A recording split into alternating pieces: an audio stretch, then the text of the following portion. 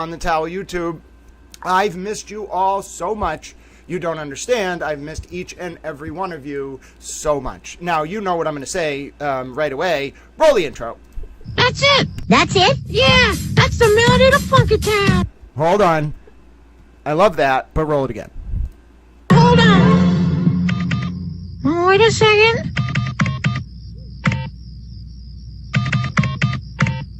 That's it. That's it? Yeah, that's the melody to Funky Town. I'm very happy, Richard, I was able to fulfill that for you. It's always been a dream. Look at me. I'm a Dow. Oh, that's your chat. Hold on one second. Oh, I was doing the Bossy Texas Chick video the other day. Let me make your chat better. I'm a Dow. How are you all doing? Everybody well? Look at me. It's just a regular day. Just a regular day in the neighborhood. You can call me Towel Mr. Rogers. It's great to see you all. I'm Towel. Now, I hope everybody is doing well. Oh my goodness, it's Nancy. It's Colleen. It's Meredith. It's Richard Champagne. It's John O'Keefe's Karma. Ladies and gentlemen, I'm so happy to see you. I have a lot to say, okay? And I'm the one who's going to say it because I just had a wild morning. And we're going to talk. We have motions to read. We have things to talk about. Kate Peter tried to set Lindsay Gattani up and it failed. It failed. Oh my God, there's a federal probe of Kate, and I'm pretty sure Tully, and maybe Jason Broyles. Oh goodness, ladies and gentlemen, you don't understand. Oh, that's my little bamboo stick in the background. Ladies and gentlemen, you don't understand. This is glorious. This is glorious. This is the greatest thing I've ever seen in my entire life. We have a lot to talk about.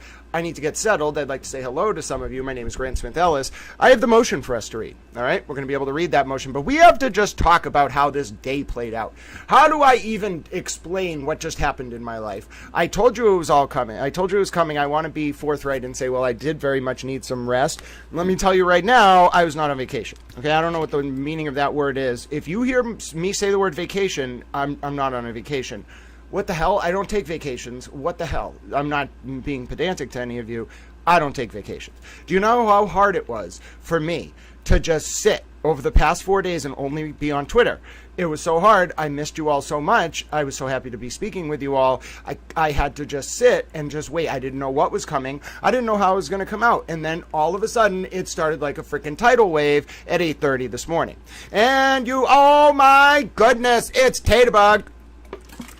Exactly. Kate Peter got so desperate today, and we're going to go through it all, when she found out that Lindsay Gattani was cooperating with a federal probe into Brian Tully related to the leak of Lindsay Gattani's unredacted cell phone production by Tully under color of law vis-a-vis Kate Peter and Jason Broyles, both of whom are actually friends, with Jason Broyles only pretending to be a Turtle Boy and Karen Reed supporter in order to get close to people in Turtle Boy's and Karen Reed's orbit to funnel information back to Kate. And Lindsay Gattani's unredacted cell phone extraction was used as leverage as part of a larger operation. When Lindsay became less useful to Tully in the context of a wider series of events, and also when Lindsay was looked at as someone who could be a distraction from other witnesses in the John O'Keefe and Karen Reed trial, redacted, who speak directly to Tully and Kate all the time. Now, Kate became so concerned today, I think, that, and we're going to talk about all this in order. This motion was targeted, okay? We're going to read the motion. There's a motion from Robert Cosgrove. About a week ago, Kate Peter was making direct threats to the Norfolk District Attorney's Office on social media. And then right after that, Marty Kraft was subject to some leaks that probably came from Kate as it was shot across the bow. Less than a week and a half later, we get a speaking motion from Robert Cosgrove in the Aidan Kearney case, basically throwing Jason Broyles, Tully, and Kate under the bus. It was the most incredible thing I've ever seen, and I saw it go up on the docket yesterday, and I said, all right, I got to go down the court this morning, and I got to read it. And then I start putting it all together, and I said, you know what, I have a feeling, and I was wearing my Blessed Mother pin, and I wear it every day now, and I was saying to myself, it was like I was being pulled. All right, hold on one second.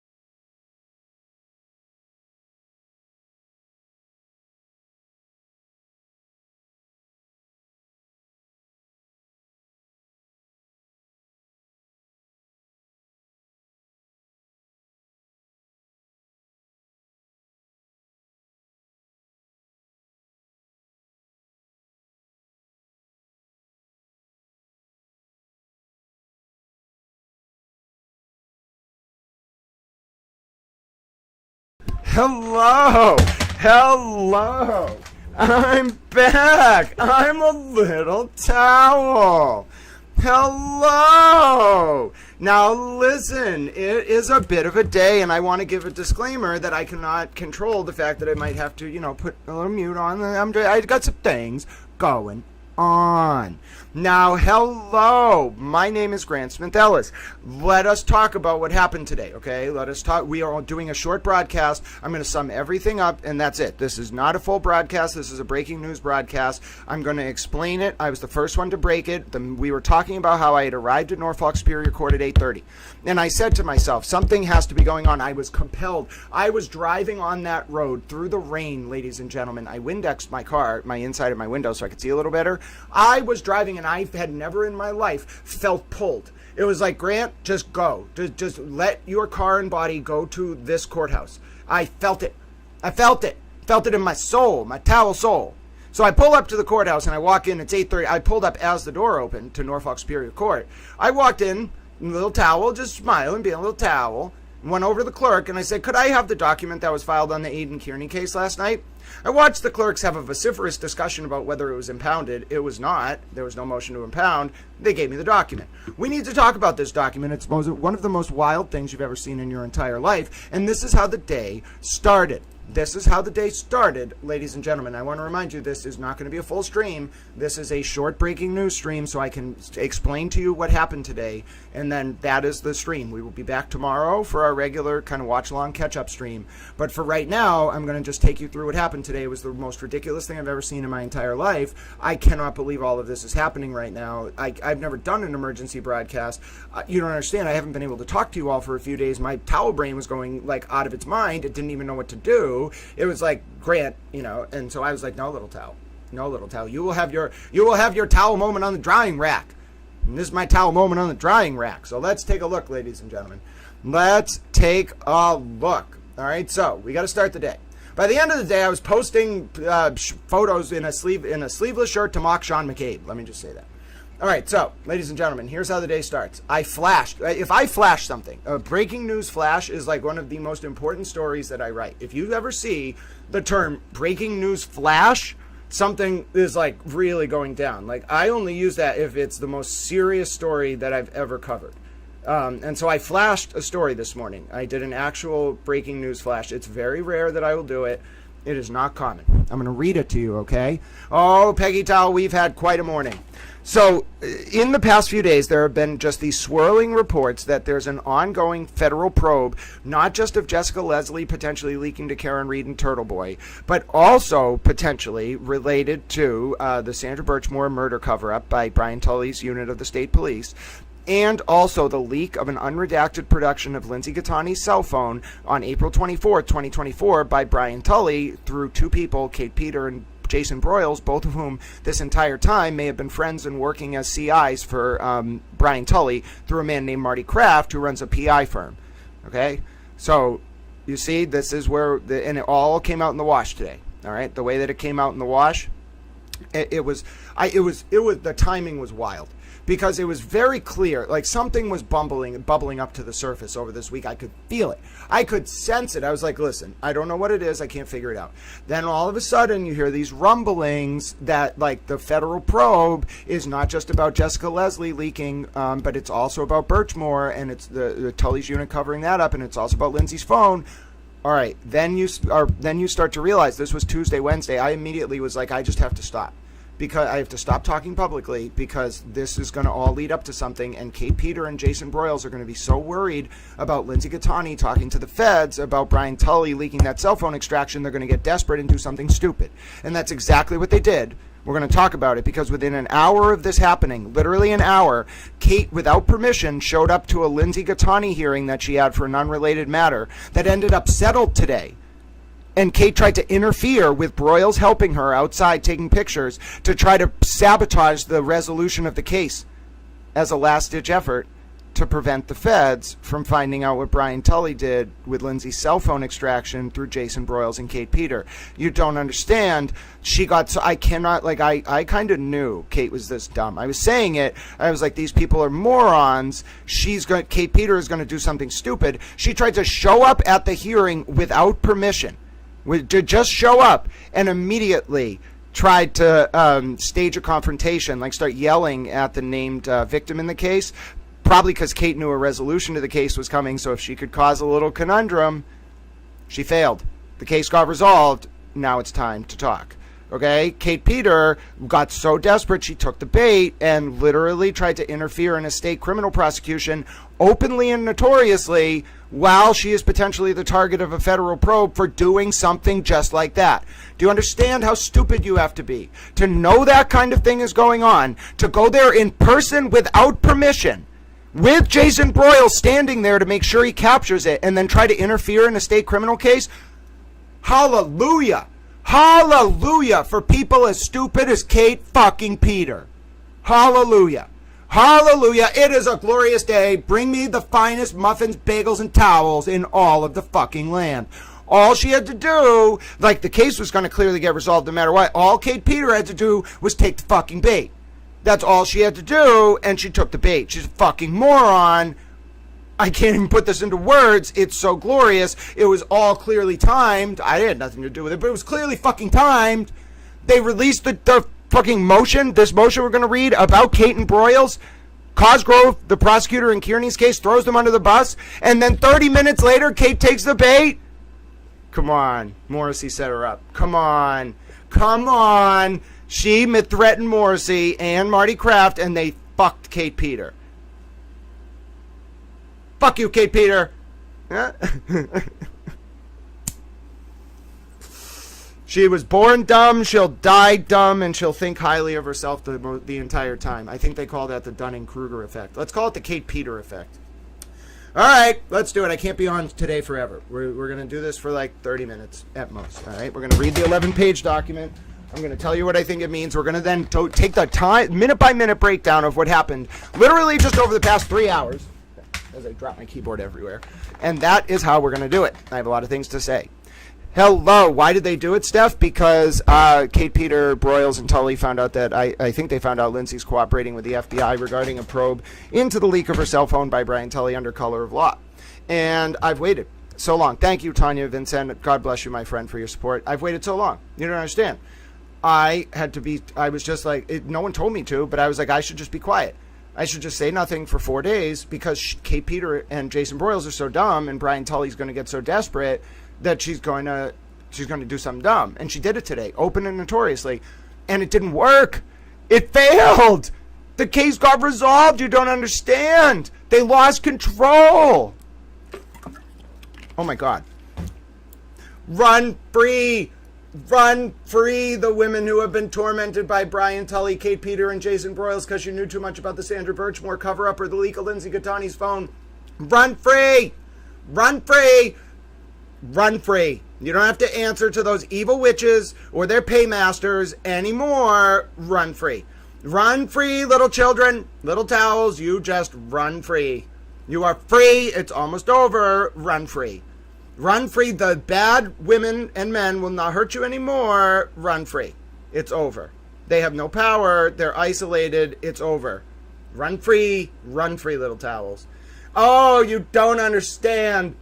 You don't. This is only the beginning. If you can't prevent that from happening today, if you're Kate and Jason, you built this whole thing up against Lindsay as the backstop to prevent her from cooperating with the feds. If you can't stop it, it's over.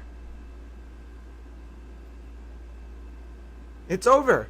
Kate went there in person to try to yell at the victim to stop the deal, and she failed. Broyles tried to cover it, but he's just a little pipsqueak and nobody listened to him. Oh, it's historical irony of the most sublime order. Someone tell Vico, someone tell Hagel, someone tell James Joyce, someone make a statue of Lindsay Gattani. This is glorious. Oh, Kate Peter, enjoy it. Oh, enjoy every minute of it. Every single minute of it. Give Jason Broyles a call. Give Tully a call. Call whoever the fuck you want.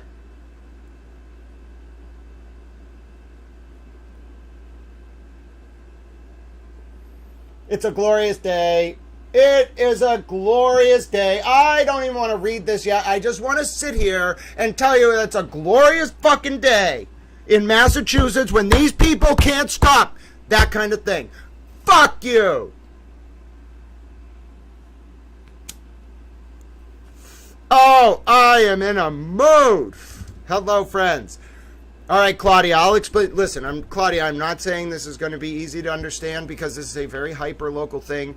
The consequences are momentous. What you basically have to understand is Kate Peter, Brian Tully, and Jason Broyles, despite looking like ostensibly they're on two different sides of the Aidan Kearney cases, and despite Kate Peter and Tully looking like they're allies of Lindsay, and despite Broyles looking like he targets Lindsay, they all were working together, and it was to stop Lindsay Gattani from going to the FBI about what she knows about Brian Tully leaking an unredacted production of her cell phone, including pictures of her giving birth, protected medical information, protected attorney-client information, protected doctor-patient information, protected educational records, so many civil rights violations under color of law. You could put Brian Tully away for 500 years if you added them all up.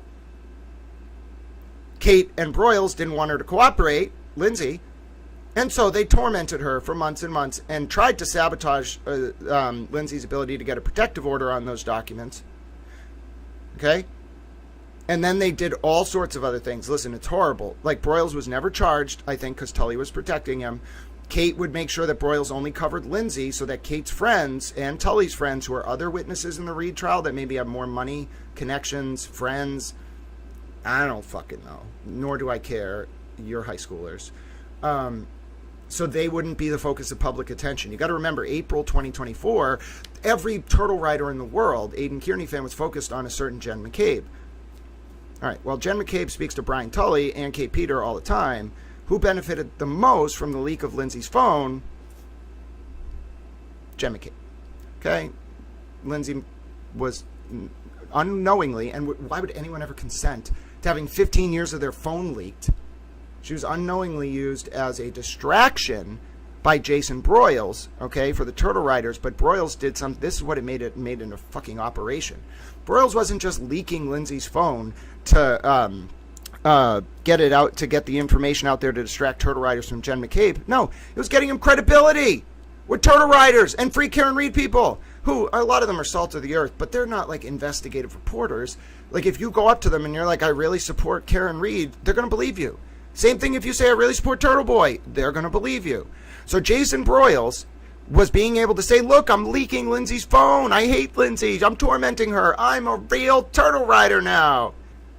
That's enough to get him close to Aidan and Meredith, Lauren Murray, and the others, so he can feed information back to Kate and Tully. And in response, Broyles can trade naked pictures of Free Karen Reed women, and he can torment Lindsay, and he'll never get charged, right? Fuck you, Brian Tully. That's what we're talking about. And the only reason why Robert Cosgrove did anything, in my opinion, because Robert Cosgrove knows, and probably Michael Morrissey also knows, that they had to give up Kate Peter and Brian Tully. For a number of reasons. Tully's unit was the same unit that covered up Sandra Birchmore's murder. And second, if the feds start asking questions about the damn phone extraction, they're going to find it in seconds. Seconds. So what do? You give up Tully. That's why Kate threatened Michael Morrissey a few weeks on Twitter, and today was the culmination. Listen, nothing ever happens immediately. Today, and it doesn't say it in the document, today was Michael Morrissey through Robert Cosgrove being like, fuck you, Jason Broyles, fuck you, Kate Peter, fuck you, Brian Tully. All right. Finally, about time, Special Prosecutor Cosgrove. And you got to understand this web. Like, Tully was there for like 20 years, 30 years. He knows people everywhere. Jen McCabe knows people everywhere in these court systems. Tully, like, was bringing on special people, okay, just to handle Lindsay. It was an op mostly to protect Brian Tully.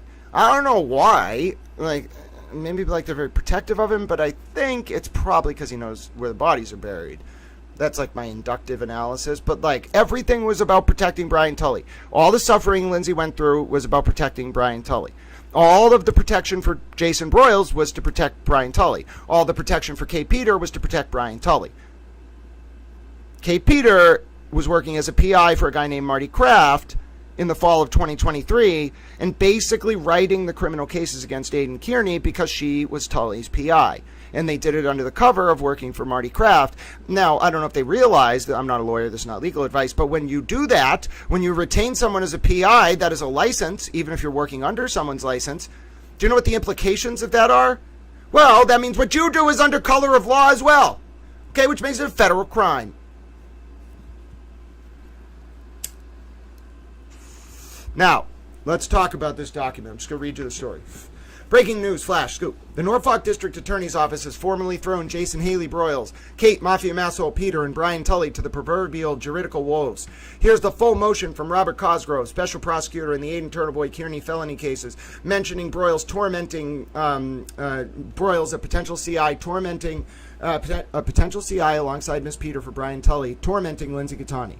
It appears the filing of this document was time to bump Broyles into coming to Massachusetts, potentially due to ongoing federal monitoring of efforts to prevent vulnerable women from cooperating with an FBI probe into Tully's unit of the Massachusetts State Police.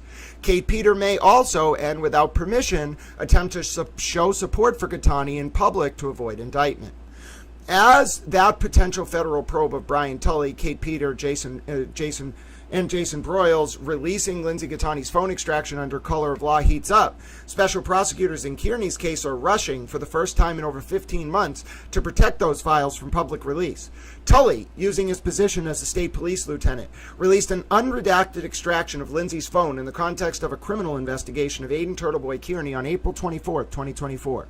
The file, delivered by hand to Kearney's lawyer, Tim Bradel, by Tully himself, contained numerous unredacted files related to Lindsay's protected medical, legal, and educational information, including, shockingly, even pictures of Lindsay giving birth. A protective order was not sought by state prosecutors at any point during the case. However, in December of 2024, Judge Peter B. Krupp, now back in Norfolk Superior Court, issued such an order sua sponte, just days after Lindsay filed a letter with the court. Kearney is now attempting to alter or lift that protective order, apparently so Kate Peter and Jason Broyles can continue to spread the files that Tully leaked to Turtleboy. But Robert Cosgrove is fighting back. Of note, in recent weeks, Ms. PETA has issued public threats on social media to the Norfolk DA, who may have given up his own MSP unit regarding the Sandra Birchmore murder and the leak of Gattani's phone extraction. And Peter fired a first shot across the bow, in my view, by targeting a PI named Marty Kraft, who Tully had hired in 2022 or earlier to help cover up with his so-called hip pocket operations, such as the cover-up of Birchmore's murder or the leak of Gattani's phone, from what I believe.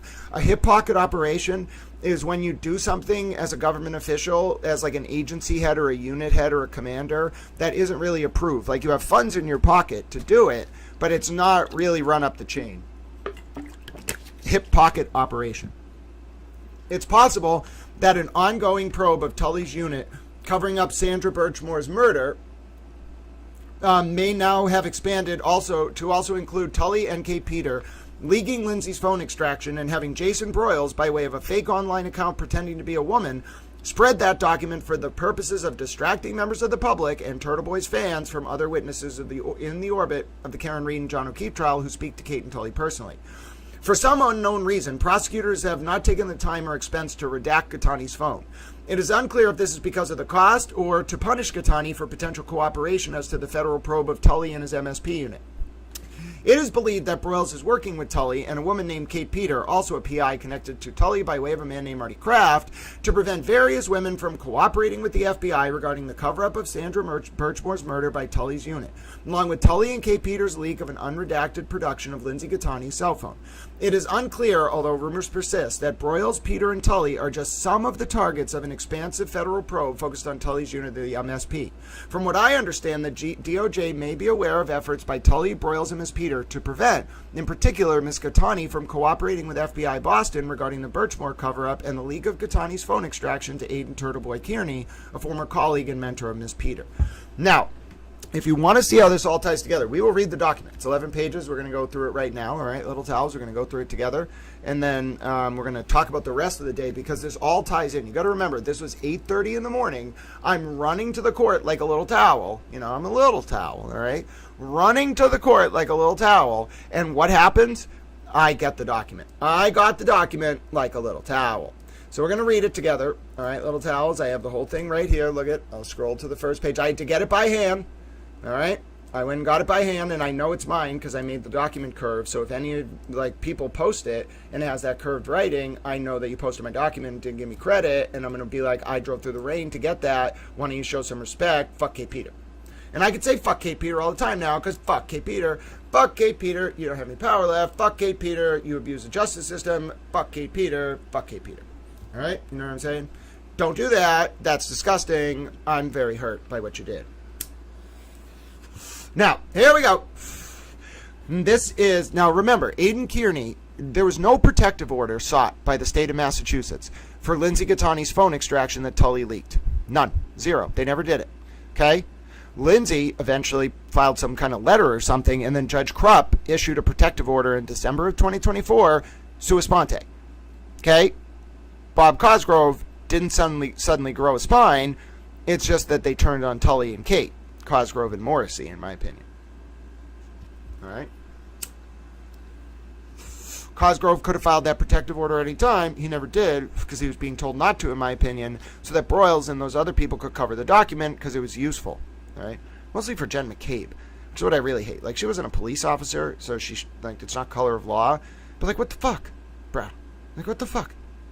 Just go listen to Bowling for Soup. High School Never Ends. Look forward to Friday. Go about your life. What are you fucking doing? You fucking out of your mind? I don't care how desperate you are. Like, reach out to people who can help. Get a PR firm. What kind of fucking bullshit was this? Releasing her unredacted phone extraction. That's fucked up. It's like Mary Alice Curley from the CCC posting that hit piece on me using a government website. It's fucked up. Now, let's read. Commonwealth's opposition to Aidan Kearney's motion to release case documents from impoundment. The documents that the defendant wishes to exploit for public view are subject to a protective order and are not impounded. Well, yeah. Why hasn't anyone done something about this now? Broyles has been posting them for months. It was because Tully wanted him to post them. What the fuck? What the fuck? Now, I'm not even gloating anymore. I'm just like, what the fuck? You're supposed to protect the vulnerable. I protect the vulnerable. God bless us all. And you're in a formal official position of power. Not only do you not protect them, this wasn't by omission. You fuck them. So literally in some cases. Sorry, not sorry.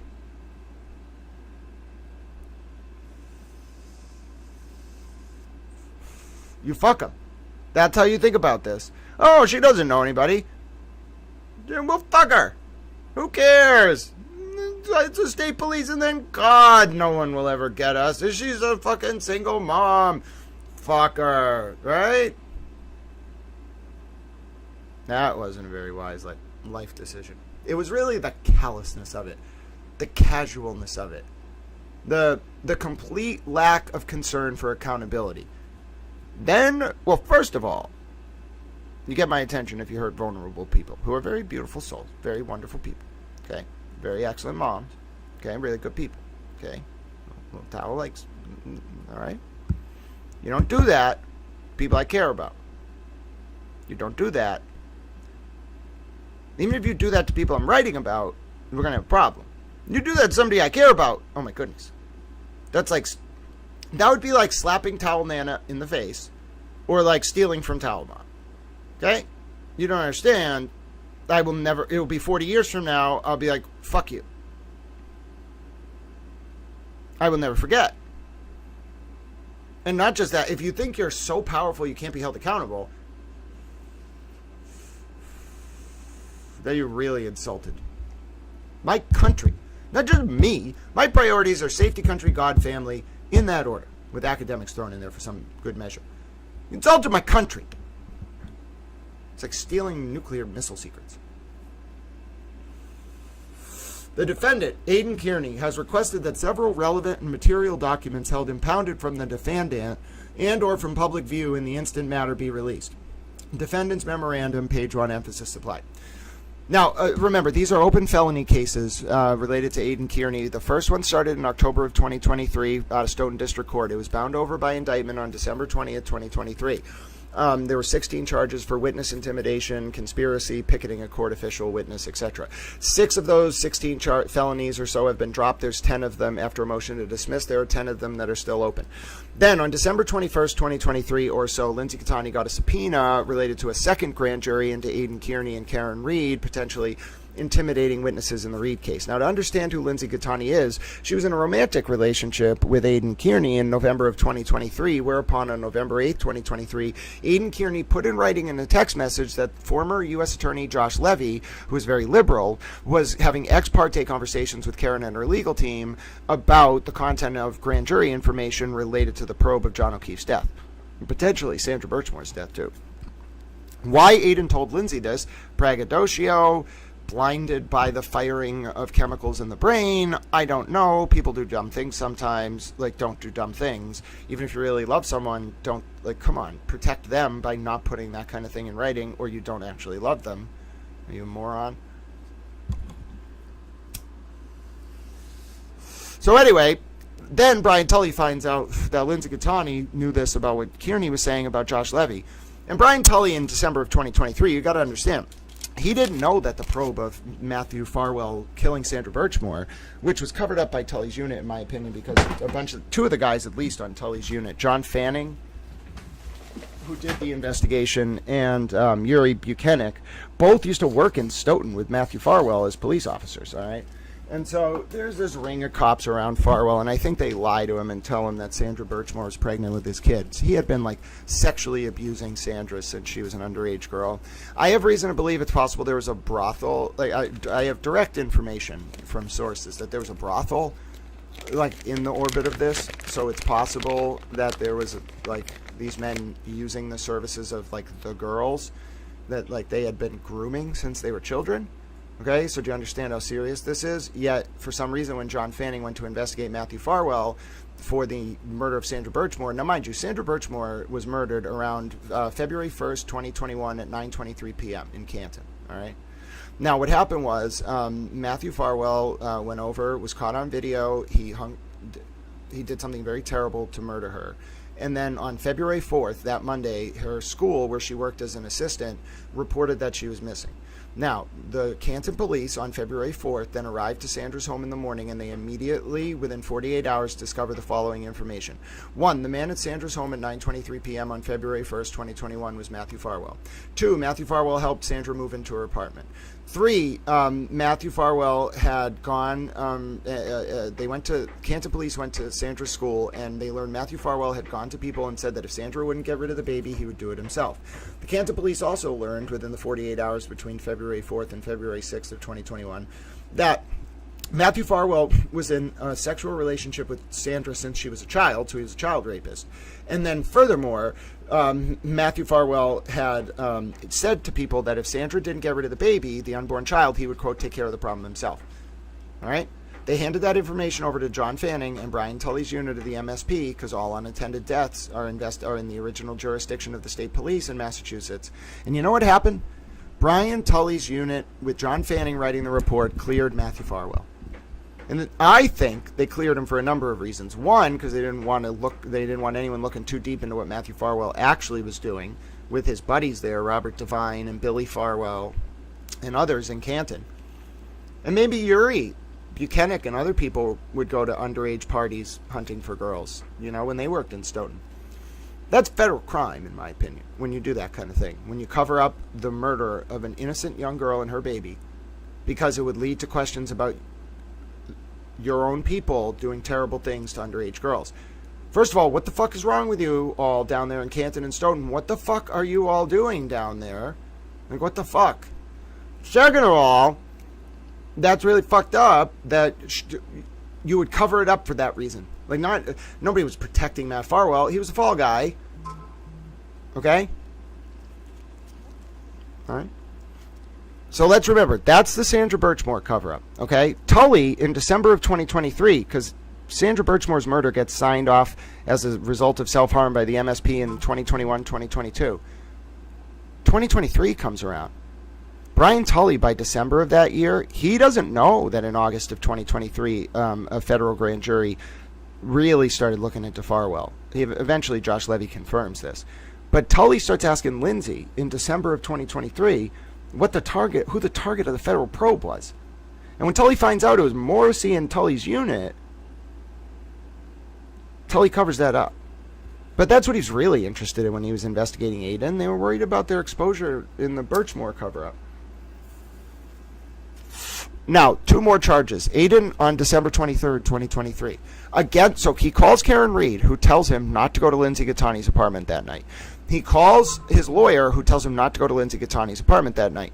Despite that, Aiden wants to tell Lindsay, allegedly, that she shouldn't cooperate with the grand jury into Aiden and Karen. So he goes over to her apartment and then picks up charges for illegally recording her with a phone in his pocket. A recording he then sent around unedited, and then for some reason edited, and now there's an unedited and edited copy in the record. And it's easy to tell via audio analysis when someone edits a file, so he's kind of dumb. Anyway, on December 23rd, 2023, Aiden picks up multiple new felonies. He pushes Lindsay over a couch. He originally gets charged with that. That charge gets no prossed after a grand jury doesn't indict. 2 other charges, though, get indicted. One is witness intimidation for telling Lindsay not to cooperate with the grand jury, allegedly, according to the grand jury. And then the second is for illegal interception of binaural communication by way of that recording. Okay. Now, Aiden, in the context of those criminal cases, is being investigated by Brian Tully. Brian Tully goes to Lindsay Gattani and is like, gets her full cell phone extraction. Doesn't give her the chance to select messages like Natalie got to do, or like Proctor or others. Not from the federal probe, the state Rule 14 process. Or even Tully got to select his own messages. No. Tully took her whole phone, all 15 years, extracted it with Nikki Guarino's help, the same guy who helped with the Birchmore extraction that got covered up.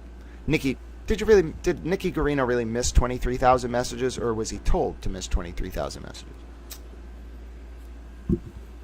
So anyway, they redact this 15-year extraction of Lindsay's phone between January and April of 2024. Then on April 24th, 2024, while Ken Mello, the special prosecutor, is in the hospital, Brian Tully takes the full extraction, removes only messages from Brian Tully to Lindsay and from Kate Peter to Lindsay, which leave a trail, and then turns the whole thing over to Aiden Kearney. For 9 months, nobody, no prosecutor, no police do anything. No protective order sought, they just let Kearney have it. Maybe somebody tried to ask Kearney to give it back, and his lawyer was like, no. The court never got requested to do a protective order. You're going to come to find out that there was a protective order issued in December of 2024, 9 months later, because Lindsay wrote a letter. Now, finally, in August of 2025, for the first time, Bob Cosgrove's like, oh yeah, it's really important, this protective order. That's why you got to understand this was momentous. It was Bob Cosgrove screwing over Broyles and Kate and Tully. It was Cosgrove standing up and saying this protective order should have been issued. He kind of looks a little bad because if you know what you're reading, it's like, okay, Mr. Cosgrove, why didn't you submit a protective order for the first 9 months? But when you read it now, like the language is that of someone who's going to screw Kate Peter, Jason Broyles, and Brian Tully. I like that. Here we go. All right, so, of course, that is not at all what the defendant moves for, as he makes clear in the very next sentence, wherein he, quote, moves that the Commonwealth be required to satisfy its heavy burden of secrecy as to each and every document it, quote, seeks to hide from public view. The document, so you see what Aiden's saying? In 1 second, he's saying he wants to release several and relevant and, quote, material documents that are impounded or subject to a protective order. By the way, he misunderstands his lawyer, Bradel, gets the whole thing wrong. Some of the material is subject to impoundment, and Bradel starts arguing the impoundment standard for protective orders, and Cosgrove is like, in nicer words, like Bradel's an idiot. I don't know, Bradel might get sanctioned by the BBO, so I think a lot of lawyers don't like Bradel. He's kind of looked down on. Little Timmy, they call him. Little Timmy. All right, so what Cosgrove's saying is, like, first, Aiden speaking out of both sides of his mouth through counsel here. He's saying, oh, I just want several relevant material documents. No. I think now they actually have to satisfy their burden of secrecy as to each and every document which is Lindsay's phone extraction. All right. Then Cosgrove says this: as the defendant correctly states, much of the discovery supplied over the last 6 or 7 months has been turned over pursuant to an agreement between the parties, admittedly entered into without prejudice. The defense now indicates it wishes to withdraw its agreement. That just means, like, without prejudice means you can revisit it. But then Cosgrove's like, but still, I want to talk about how the defense wants to withdraw its agreement here related to the discovery. It seems to be a little confused, however, as to just what it has agreed to, which is not impoundment, as the motion states, but a protective order. Because remember, Judge Krupp issued a protective order in December of 2024, and Kearney agreed to it. I mean, it was an order, but like Judge Krupp in the order made the parties do certain things, and so Aidan Kearney constructively consented to the order by agreeing to the terms, is what Cosgrove's saying. Which is smooth lawyering. As stated on the face of each such agreement endorsed as an order, the, quote, issuance of a protective order is the inherent authority of the issuing court, and, quote, protective orders serve to shield litigants and third parties from unwarranted disclosures, and as a practical matter to facilitate the discovery necessary for a trial. Yeah, okay, so why didn't you move for one? Special Prosecutor Cosgrove. The case law cited by the defendant largely deals with impounded documents filed with the court and is in opposite. So basically, you can cite precedent, but if it isn't relevant to the issue in front of the court, like if you're citing stuff about impoundment, but you're dealing with material subject to a protective order, it's called in opposite. It means your citation, it's not like a fraudulent citation, but it means you got the law wrong. In opposite means you got the law wrong, you're going to lose the argument because you cited the wrong thing. The judge can't, with a pro se litigant, I'm not a lawyer, this is not legal advice. With a pro se litigant, there's some liberal interpretation where the judge could construe an argument about impoundment as an argument about protective orders, like, but you still have to get the case law right. And the judge might even, like with a pro se litigant, read the case law into the brief, even if it's not there, because they're allowed to. It's liberal construction of the pro se pleading.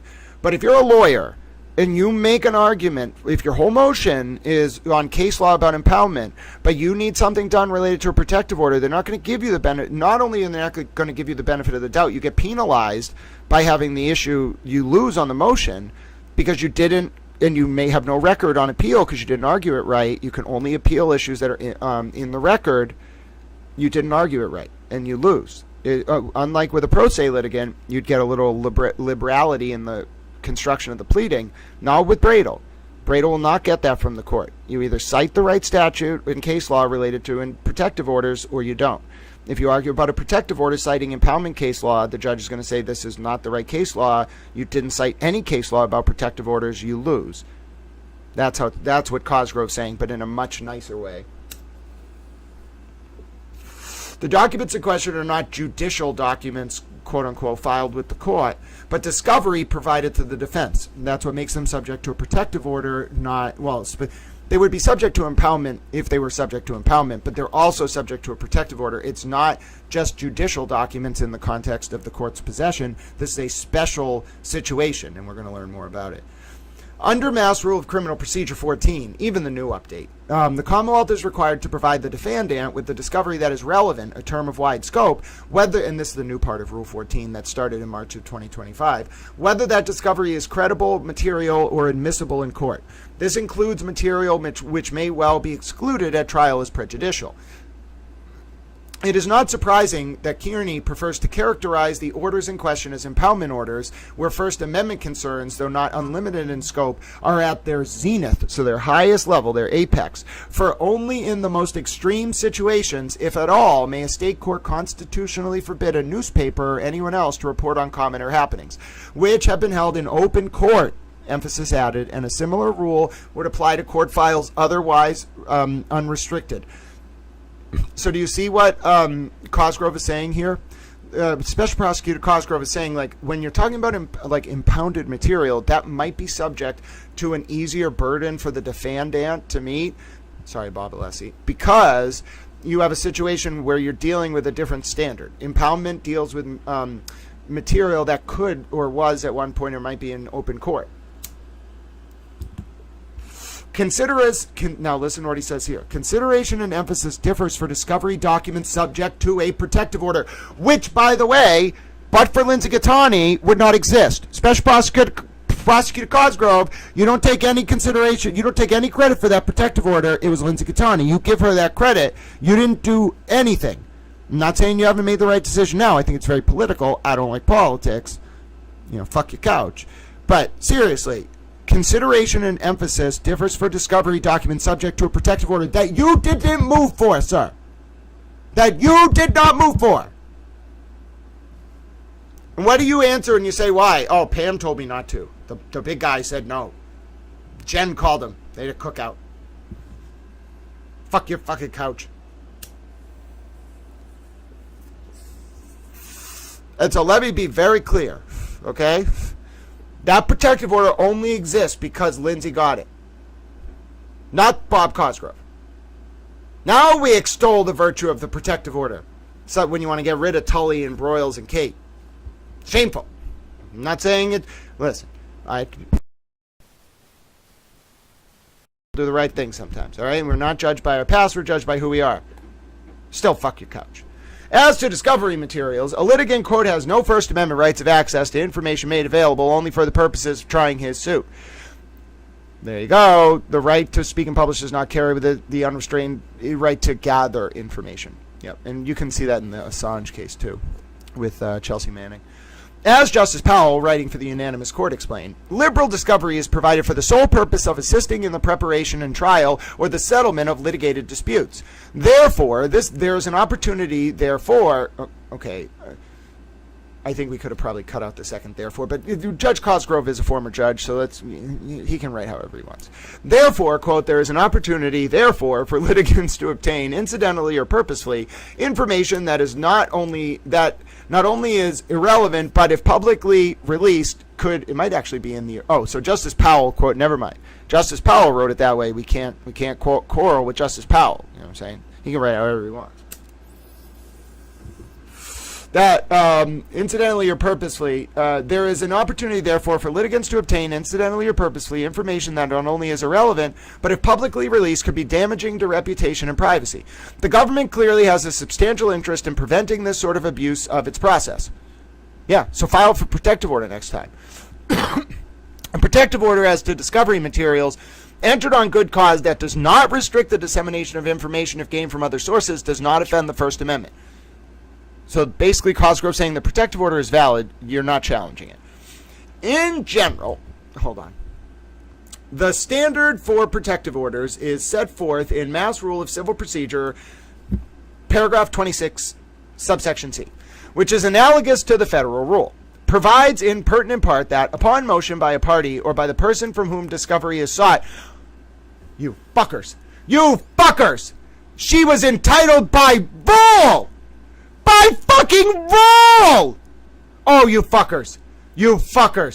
Oh, you fuckers. She was entitled by rule to submit that fucking motion for a protective order. Oh, you fuckers.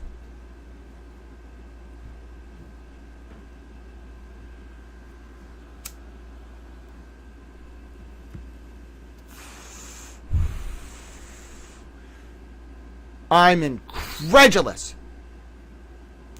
It says in the fucking rule, upon motion by a party or by the person from whom discovery is sought. You tried to stop her. It wasn't just an extraordinary situation where she was motioning. You tried to stop her from a protected right under the rules of the court. She was entitled to a protective order to move for one, whether you move for one or not. Oh, they fucked her. That's why Kate got her that lawyer, Tanya. That's why Kate got her that lawyer, George. They fucked her at every turn. And they should be federally charged for all of it, including the lawyers.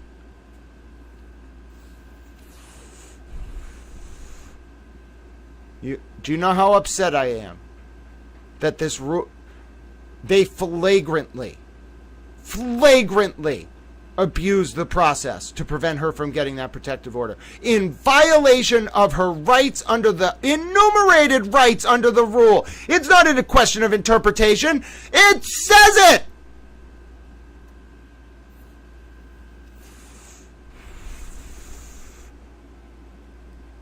Oh, Pam Friedman is a terrible person. So is Tully. And frankly, I'm a little bit baffled by Special Prosecutor Cosgrove's involvement in that like weird case with the cop who gave his badge to the guys who used it for a robbery and then killed a guy and buried him in the woods.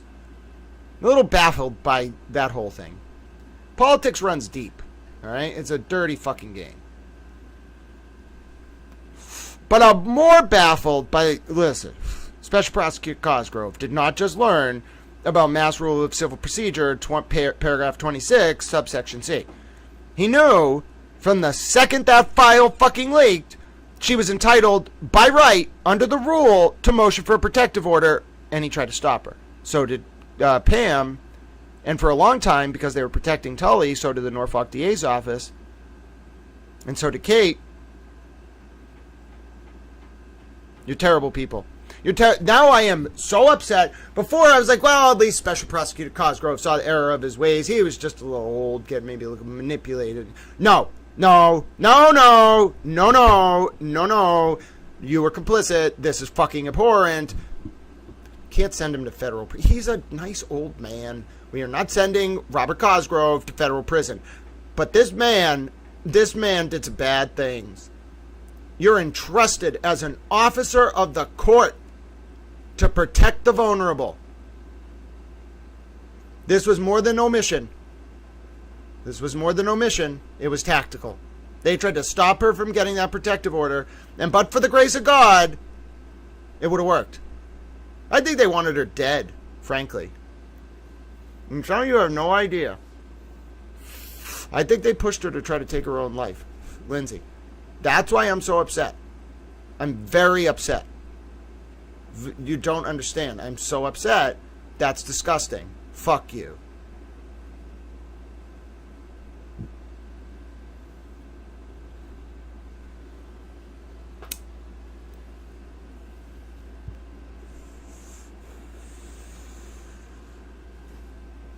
I need a second.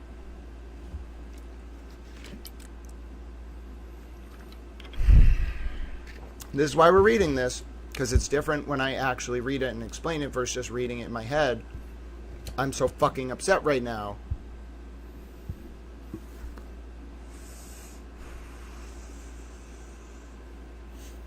You know, this wording means that Brian Tully, Kate Peter, Pam Friedman, Robert Cosgrove, Michael Morrissey, at least, conspired to prevent a victim in a criminal case from asserting a right afforded to her, enumerated specifically in the Mass Rules of Civil Procedure. Bro.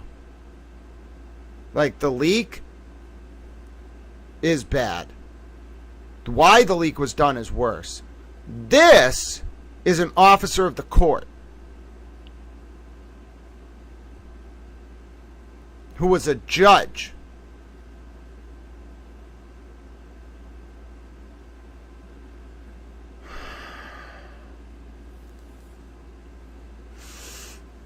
Jesus Christ. Forgive me. I can't believe what I just read.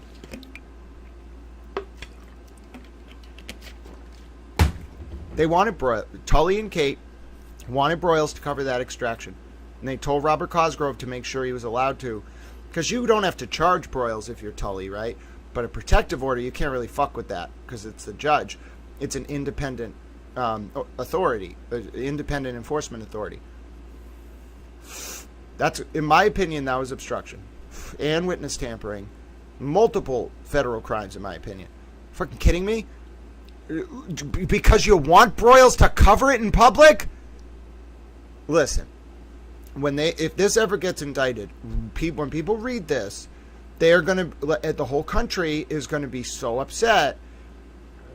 Like, every judge who reads about this, every lawyer, every prosecutor, there isn't going to be a single person other than people who know Kate and Brian Tully and Pam Friedman and Jason Broyles, and even some of their friends, I think, are going to read those indictments and be like, what the fuck? What the fuck? What the fuck?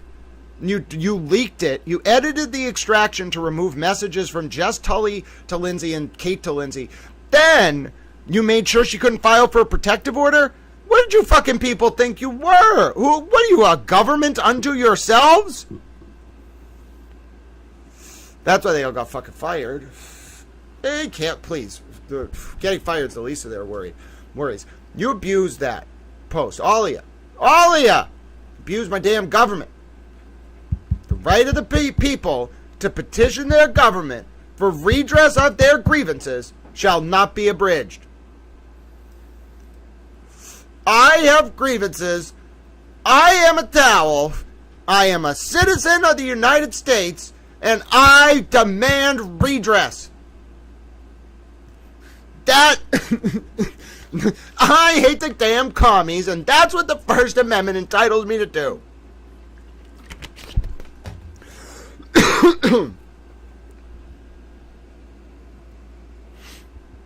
Tony J, I think this is way beyond contempt. We're looking at, I don't even think, I am shocked that I am about to say this sentence. This should not be possible, okay? Because if you know this coverage, I think Turtle Boy's done a lot of bad things. Some terrible things. He has done some things, in my opinion, that are so abhorrent that, you can't come back. You really, morally you can't come back from. All right, some of the stuff, all right? And I don't care how many friends you have and how many police departments and how many DA's offices. I don't care how many U.S. attorneys you know. Eventually, when you're a really bad person, there's going to be someone in the system who's like, he did what? Excuse me? What? What? He did what? Okay, he did bad things. And I cannot believe I'm about to say the sentence I'm about to say. God forgive me. It is very possible that Brian Tully, Jason Broyles, and Kate Peter have done worse things than Aiden Turtleboy Kearney. I feel so disgusting saying that. I don't even know how I brought myself to do it. I'm finally there. Cosgrove doesn't get on that list. He said, no man. He's not a towel, but no man. He doesn't go on the list. Okay, not on the list. He's somewhere on the bad acts list, but he's not that high. He's not above Turtleboy. The only people so far that I can say, without vomiting in my mouth, that have done worse things than Turtleboy are Kate Peter, Brian Tully, and Jason Broyles.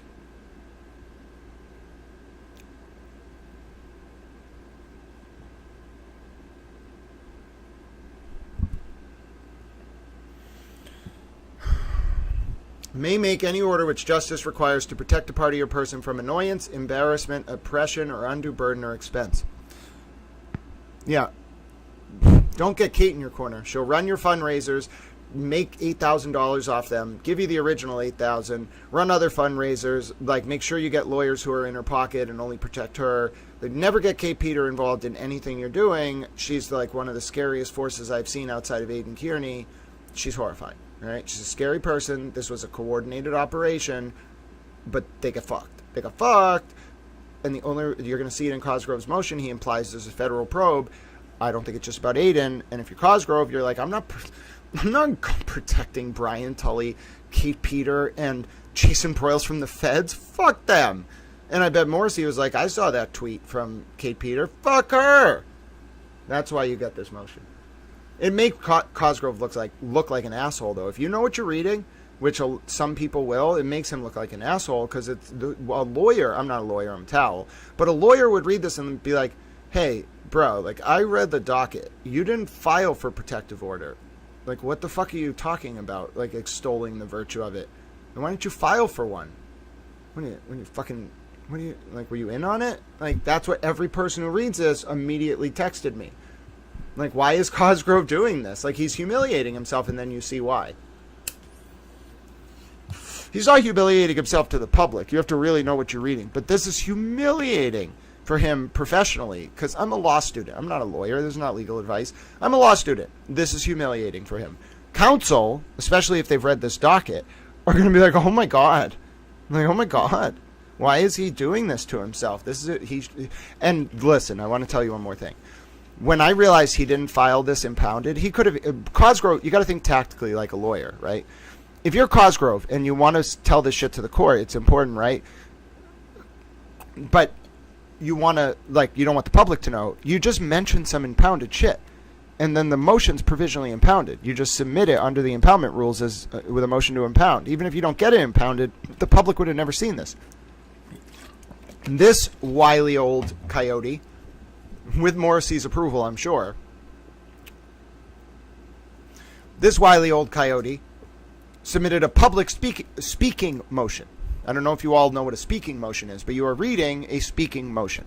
You want to look it up? You can look it up. It's a pretty rare legal rhetorical device. I shouldn't say rare. It's very common now, but it's only really used if, like, you're litigating a case where a lot of people read the motions. And you can't do it very often because the court knows what you're doing. You're doing a speaking motion. You're not saying, members of the public, I would like to tell you X, Y, and Z.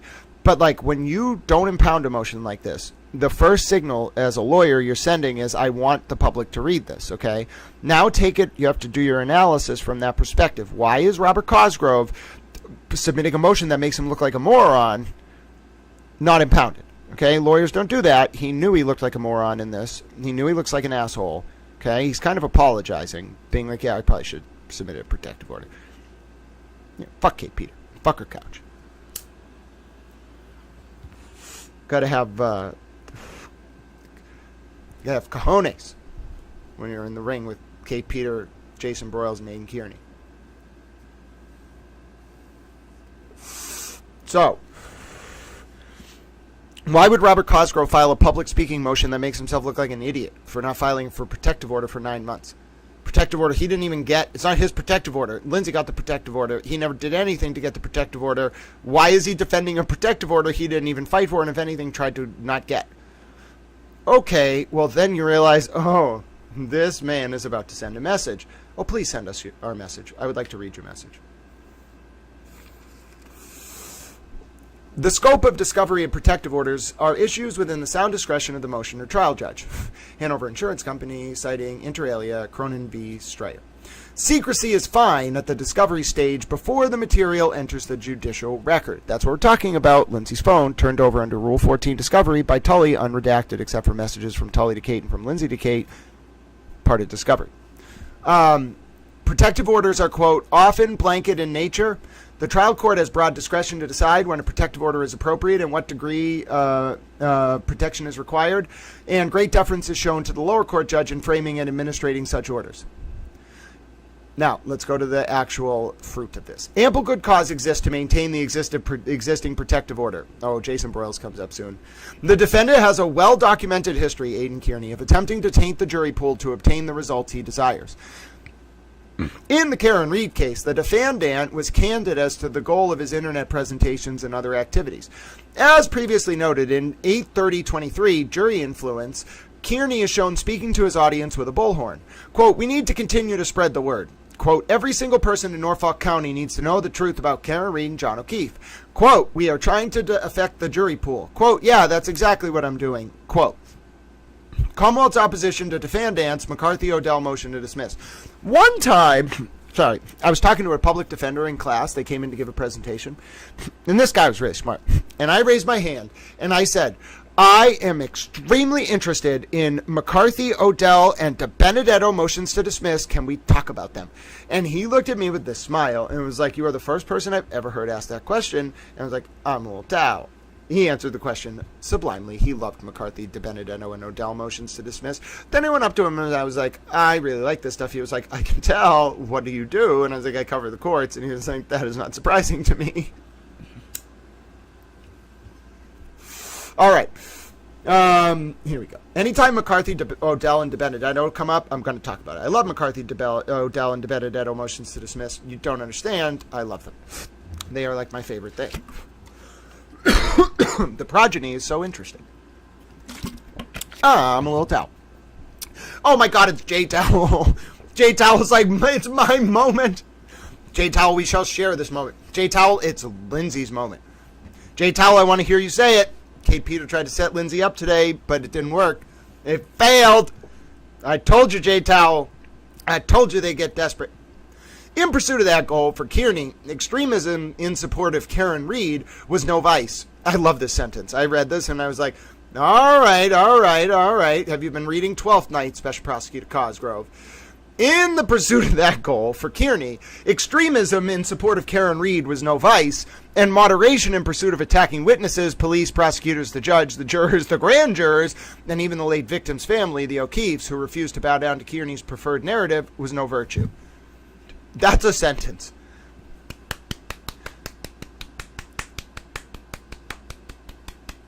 Hunter S. Thompson wouldn't like it. Hemingway would love it. Hemingway also believed his own bullshit by the end. So I don't know if like that's commentary on his writing style or not. But either way, Hunter S. Thompson would hate it. Hemingway would love it. Great sentence construction, though. Come on, we could explicate that sentence. The framing of it, no vice, no virtue. Like, look at how it's constructed. It's glorious. Like, I was just saying fuck you to this man. But come on, not him personally. He didn't file that protective order, and he knows why he didn't do it, and he knows I'm upset about it. I didn't tell him, but you can clearly tell I'm upset about it. I said, fuck your couch. That's normally a sign I'm upset. All right, anyway, that's just a great sentence, so sublime. Very well syntactically enumerated. Okay, you could explicate that sentence. You could teach it. That's a great sentence. All right, here we go. If Kearney has a pet word to describe what he attempts to do to anyone who stands in the way of his objectives, it is destroy. Yeah, I think that's I think he's a little bit jaded. I think the whole teacher thing, no telemarketers.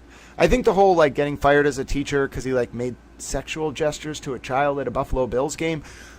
Listen, anytime you try to explain something Aiden Kearney has done in, like, direct terms, it sounds absolutely fucking ridiculous, but I just want to let you know, like, I think he just carries this weight. Like, he feels perpetually unloved because his life was destroyed because he went to a Buffalo Bills game when he was, like, pseudo-anonymous. And, like, I don't know if he, like, motioned, like, that he was, like, doing a sexual gesture involving his, like, genitalia, or if, like, he was, like, talking about her genitalia. I don't really remember. It had something to do with genitalia. I don't think anyone's genitalia was out, thank God. Okay, thank God. But I think it had something to do with, like, a sexual gesture or something to do with sexual comments in children. That's all you need to know, and he got fired as a teacher, all right? I think ever since that happened, this is just my opinion, this man has this complex where it's like, what do you mean I can't do that at Buffalo Bills games? Then that means, like, regular people have to, like, suffer like me. But then you also got to realize he'll do this to people like Tommy or whatever, and they'll be like, no, don't write an article about me. And then he takes it down and they become his acolytes. And I really like some of these people. I'm like, fuck him for doing that. What the fuck, bro? Like, tell him to write his fucking article. You go write an article about him. He's a little fucker. Fuck the little Oompa Loompa man. You know? So he's got this, like, dual strategy. It's like a sword where he, like, makes people feel like he felt when he got fired perpetually. Like, that's his life goal, in my opinion. And then simultaneously it gets him friends. I wouldn't call them friends. Like, I don't know what this is. When, like, you can write about people, and so you say, if you support me, I won't write about you. Like, I don't know what to call those people. Like, slaves? Like, I'm not being pejorative. Like, I don't know what to tell you. Like, Kate Peter tries to do it to people, too. It's really fucked up. It sounds like Ghislaine Maxwell when she would be like, oh, the slave girl's over there. Well, fuck you, bro. Like, stay in federal prison for 20 years and give up the Mossad. You know, Ghislaine Maxwell's father stole our U.S. nuclear missile secrets, and that's why the Diona nuclear research facility under the Negev was able to be built in 1967. Like, Kennedy was pissed about it. They stole our nuclear secrets. Like, Ghislaine Maxwell's father, he was working for the Mossad, and he stole our entire blueprint for nuclear weapons. How do we get down that rabbit hole? Oh, I think it was something about the word destroy. Anyway, again, as the Commonwealth previously noted, in the aptly titled episode 616, Trying to Destroy Colin's Life, which Kate Peter tried to do as well with that drug rumor, by the way, Kearney begins by musing about whether Colin's aunt, Jill Daniels, whose photograph he displays, has a crush on him. Yeah, he talks a lot about, like, Jill Daniels touching him. I personally think, like, you know, he has a type. It's like these, like, 5'2" women, you know, and I think he wants her to touch him. I don't know why. I think it's a little fucking creepy, bro. Like, she doesn't want to touch you. Why do you have to mention her? Like, she's not going to touch you. That's weird, you know? But he always is like, she touched me. And I'm like, bro, like, I don't think she wants to touch you like that. You're a little Oompa Loompa man. You know, women tend to prefer, like, guys who are a little taller. You know, 6'1", 6'2's good, but, like, 5'4", or whatever the fuck you are in platform shoes. Like, no, come on. Not even money can make up for that. You could break your knees and grow 4 inches. You still couldn't get a woman who actually liked you for what you look like, in my opinion. Anyway, that's just my opinion. A proposition he modestly thought at first to be ridiculous. Oh, right. Oh yes, this love story. After asking his viewers to weigh in on the important topic, he opines that it's wild because I'm, like, trying to put her, like, godson nephew in jail and, like, kind of destroy their life, but she also likes me? Like, what? No, bro. Like, I think you want her to touch you, you know, and, like, you know, like, maybe you should shoot, like, a little bit closer to your league. Like, listen, you and Kate, I mean, in terms of looks, I'm not being mean, but, like, you gotta shoot for someone on your level, okay? And, like, you're a little Oompa Loompa, okay? I'm not going to use little, but she's a Shrek, okay? Little Oompa Loompa, little Shrek. It's very cute. We could have a wedding. I'm not coming to the fucking wedding. But we could have a wedding. You two could just live miserably together. You could spend all your time in the same room thinking about ways to fuck each other over. But then you'll never actually do it because you'll be telling each other. So you'll be like, oh, that's a really good idea. Yeah. Well, and then the other one will be like, yeah, I know that's a great idea. And then you won't do it because you'll be like, wait, why would we do that to ourselves? Oh, yeah, maybe we shouldn't do that to other people either. It's perfect. Aiden, Kearney, and Kate Peter have to get married. All right, hold on. I'm putting up a poll. Hold on. This is a very important scientific poll. Hold on. Pause the reading of the document. This is a very important scientific poll, okay? Should Aiden, Oompa Loompa Kearney get married to Kate, green mammal of sorts, Peter? Yes, obviously. Also, I hate commies. No, I love commies and Russians. Listen, if any of you select you love commies and Russians, I'm sending you to Russia. Okay? So there you go. Now, I have put up the poll. I spelled Aiden's name wrong. That's okay. It seems to be a very large lead for them getting married because people hate commies. Listen, how many of you are commies out there? I knew more of you than we're willing to admit are actually commies. Listen, this is actually a trap. Everyone who selects no, I'm a commie is getting reported to the government for being a commie. Damn commies. Ha! You fell for my trap. All right, here we go. After asking his viewers to weigh in on the important topic, he opines it's wild. All right, 2 comments. Daniels is not a witness in the Reed case, but as a relative of a witness, Kearney considers her fair game for humiliation. I think he more just, like, likes people his size, you know? Like, he likes women who are a certain size, you know? Just, I don't know. I'm telling him he should go for Kate, you know? He'll feel, like, diminutive, like maybe it'll put him in check a little bit, you know? Then they'll both end up in jail eventually because they'll throw each other out of a window. Like, at the same time, they'll just grab each other like Sherlock Holmes and Professor Moriarty and just jump out of a window together while they're fighting. They'll be like, ha! This will get you. And the other one will be like, ah, I got the perfect plan. And then they'll just fall out of a window. Second, Kearney explicitly states the goal of his behavior with respect to Colin, to destroy his life. Yeah, that was like when Kate played that. Now, this is important, so let's just take one moment here. I don't mean to belabor this, but let's take one moment, okay? I want to show you a little video here, okay? And I think this is, you know, an important video for the historical record. I just want people to be clear. If you think only Aiden Kearney was trying to torment Colin and Chris Albert, you're wrong. Okay, one of the biggest reasons why Chris Albert and Colin Albert were targeted was because of a rumor that spreads to this day from Kate's friends, by the way, about Chris Albert and Colin Albert selling drugs.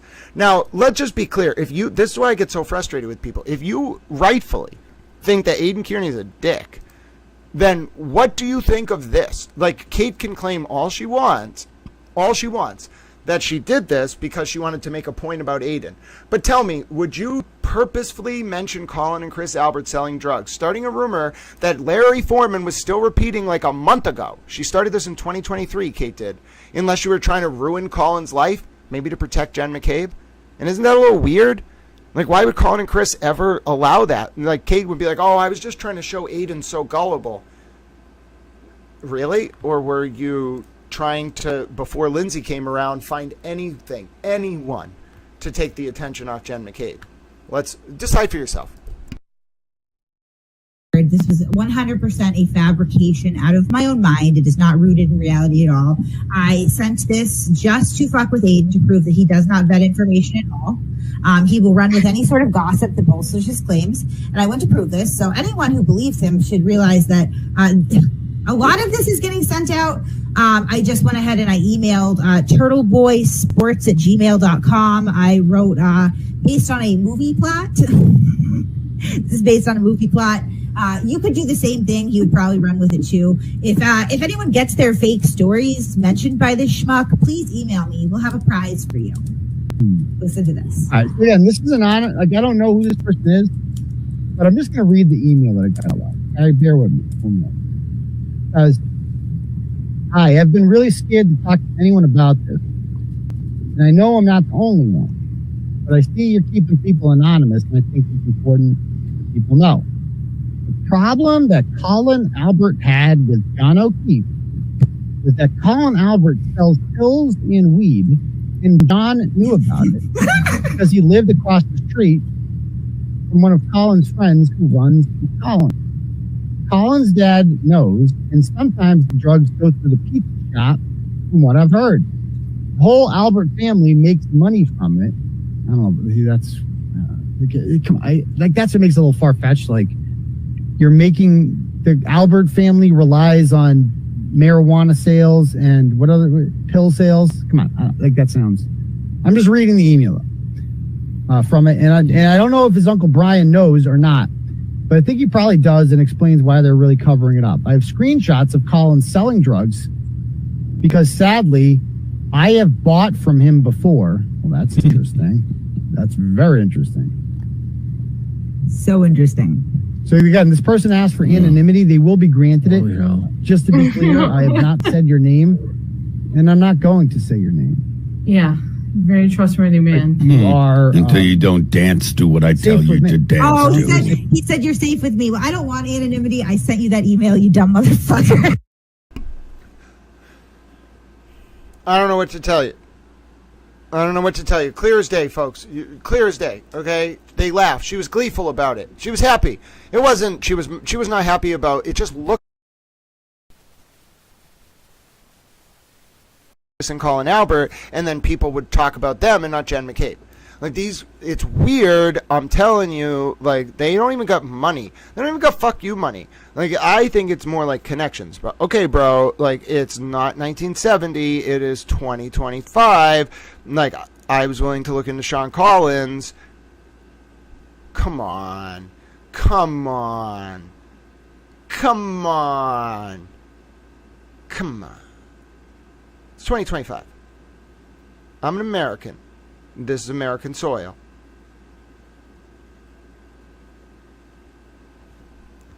You know what I mean? Like, they don't have buku money. They don't have fucking money. Not like that, bro. Like, come on. I know a little bit about, like, what they were willing to pay for things. Like, come on. They don't have money like that. Which means it's not money. It's not money. It's not just money. It's social, first of all, but it's also redacted. All right, bro? All right? That's why else would Colin and Chris Albert just be like, yeah, it's all right. Who cares if Jen and Kate spread that rumor? Like, that's cool, bruh. What are you afraid of, man? Like, I know you're afraid of Turtle Boy, rightfully so, all right? But, like, why are you afraid of Jen McCabe?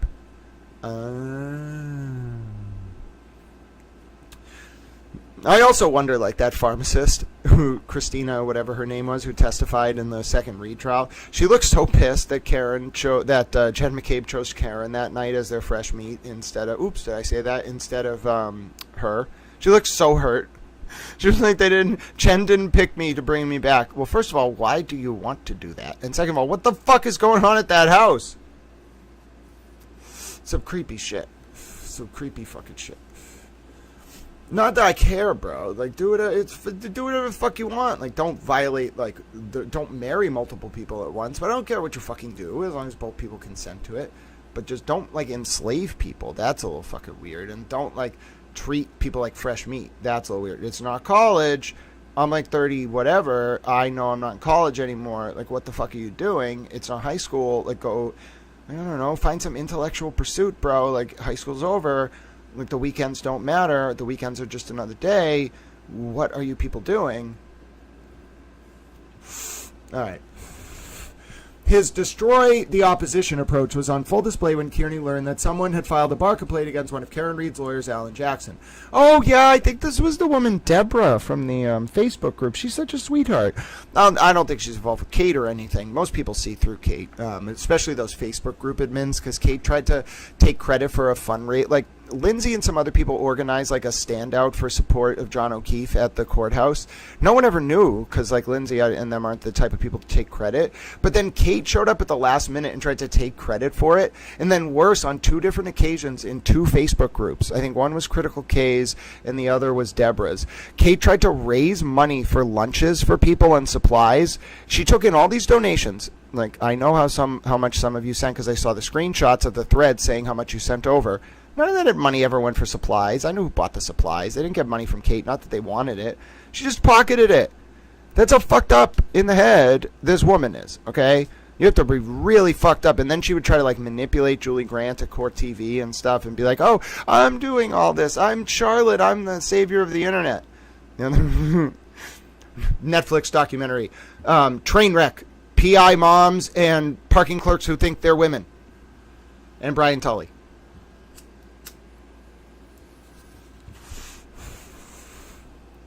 His destroy the opposition approach was on full display when Kearney learned that someone had filed a bar complaint against one of Karen Reed's lawyers, Alan Jackson. To a journalist, well, anyway, Kate never ran any fundraisers again for things she didn't organize after that. She tried to, what was really weird is she tried to run like legal fundraisers for Lindsay and she'd always sabotage them.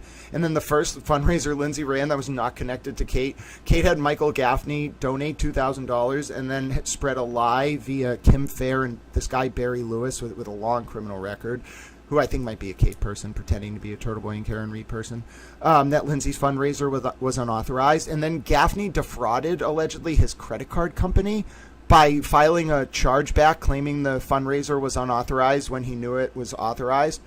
Like, that's how subversive they are. And now, listen, that's another thing. Like, Gaffney, Kate Peter, Aiden, like, they could love each other. They could have a triplet relationship. They're, similar levels, bro. Like, I can see why Gaffney would be like, oh, Kate Peter, she's hot. Like, he couldn't get a woman if his life depended on it. He has to post, he's so short, he has to post pictures of himself working out on social media. He's so insecure. He makes disgusting sexual remarks about victims of crime, too. As long as they're people Kate wants targeted, he will talk about, like SA victims having, like, semen flowing from their anus. He's, like, the most disgusting man.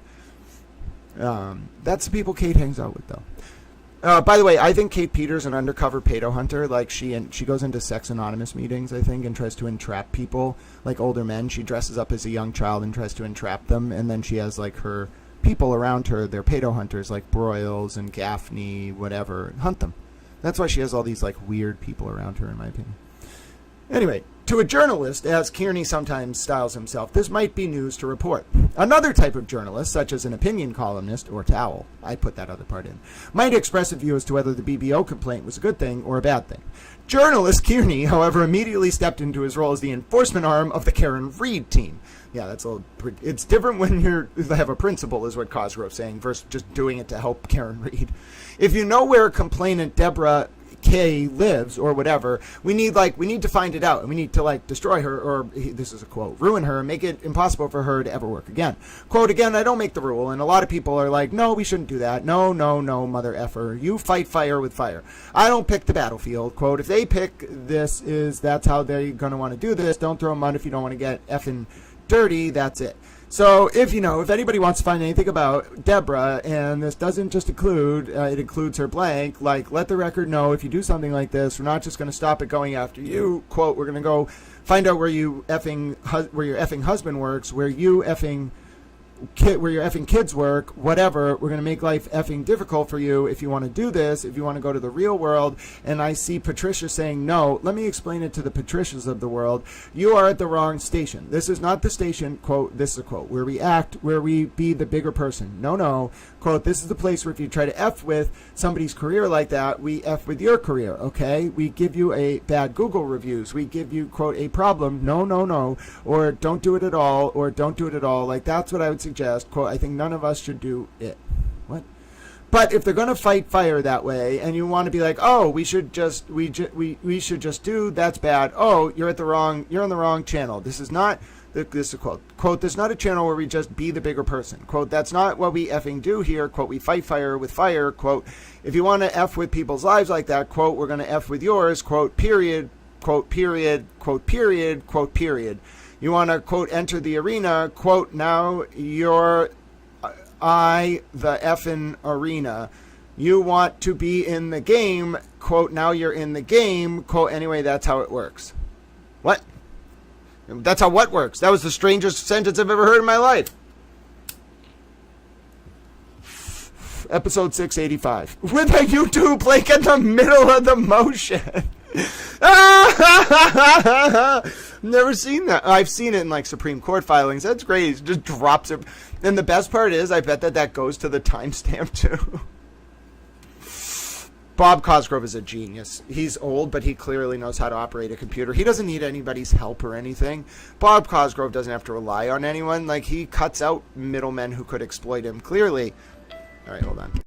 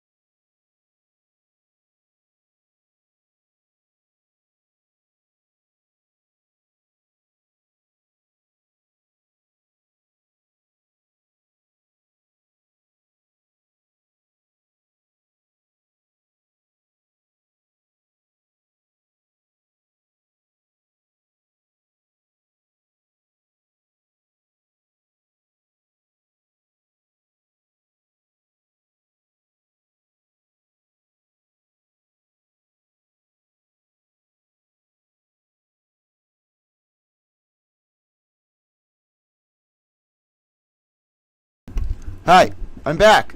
Sorry. Thank you so much for your time and patience as you fly Air Towel. I was speaking to Air Traffic Controller Towel. Now, hello! I was hiding behind the screen. It is great to see you all. My name is Grant Smith Ellis. Now, we have 6 pages to go of this document, and I am just a little towel. Now, as you can see, I was saying, we were reading this part about how there was a destroy rant against Deborah from the Facebook groups, and it's all the more remarkable given that Kearney already knew that Deborah was a resident in California, that he complained that the complaint had been made to authorities in California and that it had been dismissed. But of course, the point was not to intimidate. He used a lot of sarcasm, Cosgrove. Deborah herself, but to give notice to potential dissenters from the Turtle Boy line that they too could be destroyed. Kearney has continued his MO in the Karen Reed case and reporting on his own cases. Once again, he publicizes his upcoming court appearances and encourages viewers to attend court proceedings. Once again, the exterior of the courthouse is lined with picketers bearing sides. Once again, many of them are in shirts, some commercially sold by Kearney, bearing slogans designed to elicit public support. True, of course, but journalism is not a crime. Example, true, of course, but witness intimidation is. So snarky. As Karen Reed supporters adopted pink as their signature colors, so now Kearney is polling his viewers as to appropriate Turtle Boy colors. All right, hold on. I'm ending the poll where we have votes for Kate and Turtle Boy getting married. Kearney continues to harass witnesses and show up at their residences. Over the July 4th weekend, he and his, quote, current girlfriend drove to the home of witness Brian Higgins, who noticed him in the car and moved to intercept him, leading Kearney to flee. Kearney has posted his own video account of the event, casting Higgins as a fool and proclaiming his own innocent intentions. As with the Karen Reed case, documents filed in court are immediately publicized and spun by Kearney. Court appearances are often hyped up, promises of bombshell revelations. Consider recent dense filings in the case, and see Turtle Boy Daily News. Part 508, sworn affidavit alleges Kate Peter was paid $1,500 monthly, bribed with couch by Jennifer McCabe to spread disinformation about Karen Reed while working directly with Hank Brennan and Michael Morrissey, who's actually Marty Kraft, and Brian Tully. Kearney has a well-documented history of abusing discovery materials to harass witnesses. Again, as previously noted, when the Commonwealth provided defense counsel inadvertently and generously, hold on. Kearney has a well-documented history of abusing discovery materials to harass a witness. That's Lindsay. Again, as previously noted, when the Commonwealth provided defense counsel inadvertently and overgenerously, Tully did it purposely, with a complete download of one witness's, Lindsay Gattani's, cell phone, counsel immediately provided a copy to Kearney, that's Broyles, who, in the face of an agreed-upon subsequent court order that he would only use the material relevant to his case, immediately proceeded to violate it. See generally Paper 52, Commonwealth's motion for protective order and return of confidential information exposed from victim's cell phone. Okay. When did that come about? The subsequent Commonwealth motion to vacate this court's order of September 27, 2024, in light of its manner. Oh, right. That was the original protective order, which was not a protective order. It was barely even an order. It let them keep it forever. It was terrible. And then the Commonwealth had to vacate their own protective order. That's what I'm talking about. There was no real protective order until December. To vacate the court's order of September 27th in light of its manifest ineffectiveness and to adopt the proposed order. Yeah, after Judge Krupp was already to do that. And exhibits presented in open court in support thereof. And so when did you do that? That was what, in December? Kearney continues to utilize discovery to publicly attack witnesses in this case, delving into alleged character flaws and alleged misconduct that has no relevance to the charges before the court and which, in addition to their emotional toll on the victims, can only serve to poison the jury pool. Despite Judge Krupp's orders, Kearney has continued to use material he acquired through discovery to publicly harass witnesses. The Commonwealth directed the court's attention to the previously filed letter of March 26, 2025 by one such witness. That must be Lindsay's. Despite Judge Krupp's order, Kearney has continued to use material he acquired through discovery to publicly harass witnesses. And again, Broyles was the one doing a lot of this, and he's the Kate Peter guy, in my opinion. The Commonwealth directs the court's attention to the previously filed letter of March 26, 2025, by one such witness, filed pro se with the leave of the court, addressed to Judge Dunlin, which liberally quotes from Mr. Kearney's online presentations, for which she provides specific citations and sketches in vivid detail the effect of such verbal assaults upon her. Oh my goodness! I didn't know what that letter was about. Oh my God! 4. Although Kearney claims not to remember to whom he gave copies of Catani's cell phone extraction, you mean Brian Tully gave it to Kearney after removing messages from Tully to Kate, Peter, and from Tully to Lindsay and from Kate, Peter to Lindsay.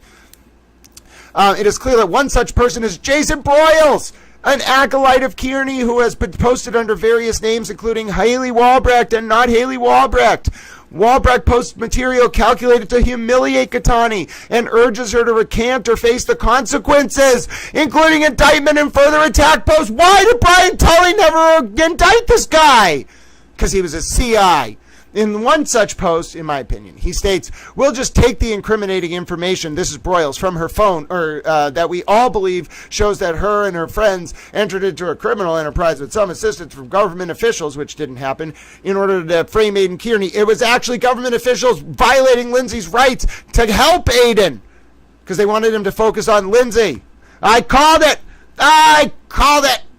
A screenshot of the communication is included in the appendix. All right, got to go up to this next page. Hold on. Unrestricted use of discovery material would facilitate Kearney's continued attack on victims and witnesses.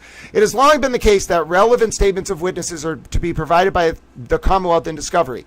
The widespread use of electronic communication has made it significantly easier for witnesses to communicate with prosecutors during the pendency of their cases. Mass Rule Criminal Procedure requires automatic discovery of the written and recorded statements of any person who has testified before a grand jury, and written or recorded statements of persons the prosecutor may call as witnesses. Email and text fall under this definition. Of course, irrelevant statements need not be provided, but relevance is quite broadly construed. It includes, for example, any information reflecting bias or prejudice against the defendant. In the present case, the defendant has created a cycle generating discoverable comments. His mock smears or otherwise attacks on witnesses and their family members online. He mock smears or otherwise attacks witnesses and their family members online. His actions come to the attention of the witnesses, who then complain to the DA's office and ask if something can be done to ameliorate or resolve the situation.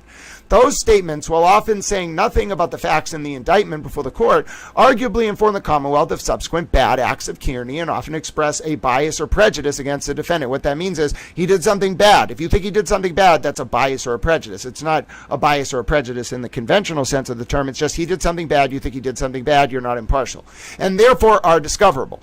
Bias against Kearney is the least difficult thing the defense has to prove. Why would the witnesses not loathe Kearney given his treatment of them, and why would they not freely admit to doing so? Ironically, the credibility of the witnesses and their potential bias does not even loom as a large factor in most of the state indictments before this court. The Commonwealth's evidence is largely based on Kearney's own statements and actions, lovingly recorded and broadcast by him for the world to see. These videos speak for themselves. There can be no serious dispute as to his actions, whether they are... Now I feel a little bad about yelling at Special Prosecutor Cosgrove. He still waited a long time to file that protective order. Whether they are, as he claims, mere First Amendment free speech, or whether whatever their speech component, they cross the line over to intimidation is the issue. Whether they cross the line over to intimidation is the issue before the jury. As the witnesses' communications with the DA's office, many doubtless written in the mistaken belief that they would not be turned over to the defense, come to Kearney's attention, they provide him with a roadmap as to which of his attacks have caused the most pain. This is what Kate Peter does to people, too. She finds out what they're most afraid of and then does that through proxies. And they are grist for further attack. For this reason, if no other, the protective order should stand. That's the meat of the argument. Now, next section. Most of the material, remember, the protective order from December 2024 for Lindsay's phone is still in effect. So this is the state saying, through Cosgrove, we got to keep it in effect. And Kate and Tully and Broyles don't want that, in my opinion. Neither does Aiden. Much of the material covered by the protective order is under protective order in the recently concluded case of Commonwealth v. Reed. This is another protective order. Not necessarily, this is like Proctor stuff. Various emails and other communications between witnesses in the Reed case and family members in the DA's office were turned over subject to protective order in this case. These documents are readily identifiable by bait stamps. Because these witnesses were for the most part alleged victims in the present case, they were provided here as well. Indeed, the language of the protective order intentionally largely tracks with those entered in the Reed case. Defense counsel assented in open court that these orders became inoperative essentially automatically upon the conclusion of the Reed trial. The defense cites to no case law for this proposition, so basically saying the Reed stuff, like, it can't really just not be subject to protective order because the case ended, the protective order continues. The Commonwealth's view is to the contrary, that the protective order continues for the Reed stuff, and the order is in place here so far as they track in the Reed case are necessary to protect the existing read orders. Release of certain discovery material could jeopardize pending investigations. This is interesting. Routinely cited in the read protective orders is a representation by the prosecutors that certain materials being provided as discovery in this case may be evidence in unrelated pending criminal cases. The language has been duplicated in the Kearney protective orders. Undersigned counsel, Bob Cosgrove, as a special prosecutor, unlike all but one of the prosecutors assigned the Reed case, cannot claim familiarity with other cases being prosecuted by the Norfolk DA's office. However, he can attest that some of the discovery turned over bears on an ongoing investigation in which he is involved. Cosgrove! I'm telling you, that means feds. Counsel is prepared, if necessary, to make an ex parte showing to this court to verify the existence of that investigation.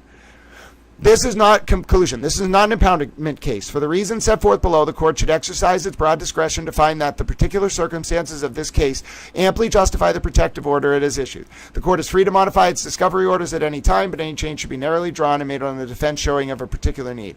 There's the signature. Jason Broyles, welcome to getting screwed by the criminal process because of Kate Peter. Welcome. Welcome to Michael Morrissey, in my opinion, and the Norfolk DA's office finally dropping the cover and letting Kate Peter, Jason Broyles, and Brian Tully be held accountable for the leak of Lindsay Gattani's phone. And there's a certificate of service. Ladies and gentlemen, my name is Grant Smith Ellis. I'm a little towel. Short and stout. Here's my towel. I'm a towel. Now, let's see what happened in the rest of the day. This is a short stream. Did you know I'm only going till 3:10? If I go past 3:10 p.m., hit me with a towel. Do not allow me to continue if I go past 3:10 p.m. That is a violation of intergalactic towel law. We're not even doing a long goodbye today. Oh, thank you, Tanya. Tanya says towel called it. Towel did indeed call it. Towel's a little towel. All right, here we go. So we go, let's look what happened today, little towels. All right, let's take a look at what happened. Right as this news all leaks, okay? Right as this news leaks, I broke it as a flash.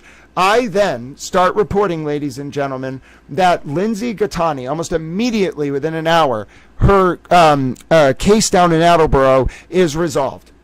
It gets resolved by pretrial probation agreement, okay? It gets resolved almost immediately after I break that story about what's going on with the feds and the probe of Tully and Kate and Broyles. The system, I think, figured it out. And my goodness, you can see I said, God bless Lindsay, within hours of news breaking that Brian Tully, Kate Peter, and Jason Broyles may be in the orbit of a federal probe related to the leak of Lindsay Gattani's cell phone. Lindsay's ongoing case has been settled via continuance. It's actually pretrial probation. I looked at the docket, and will end in 6 months. God bless that girl. And then local dog walker Mike Crawford, during Lindsay's hearing, violated SJC Rule 119, Part A and B, by trying to broadcast it without permission. The court caught him, kicked him off, and then I reported him. Like, before he could delete it, I managed to screen cap it. I sent the clerks at Attleboro, who really wanted this copy of this recording of him broadcasting without permission. He's not a credentialed journalist. Like, I'm wondering if they're going to hold him in contempt or something. I reported that right away. And he, by the way, has issued, like, threats of violence to Little Towel. He's scary.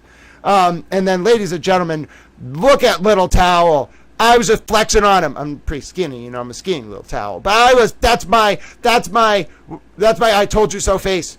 And I told Sean McCabe I'm going to wear a tank top so I can flex on him and get all tan. I'm going to be a tan towel. And then, ladies and gentlemen, we get a report confirming it all.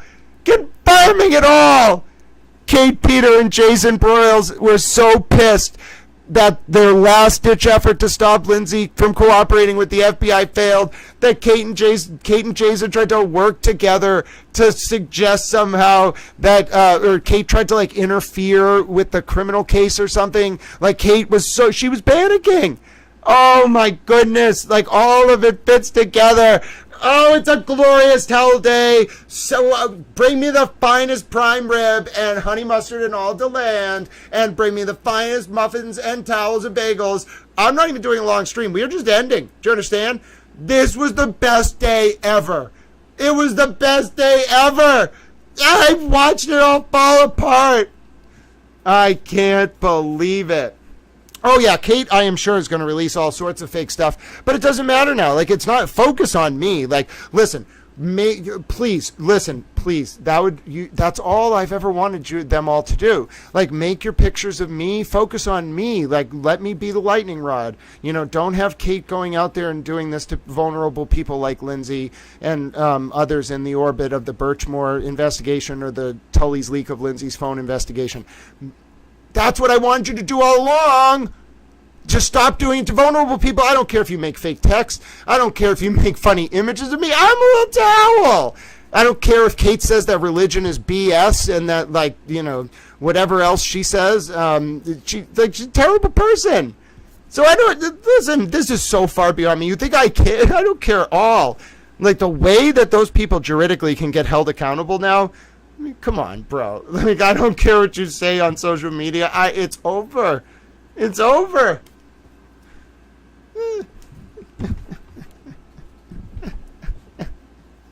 Last towel standing. The last, may he and she and those towels who are the last ones standing casteth no first stone. Towel cast no stones. Towel stands unrepentant. Unrepentant. It's the greatest day of my fucking life. They fucking failed. She was so desperate she tried and failed.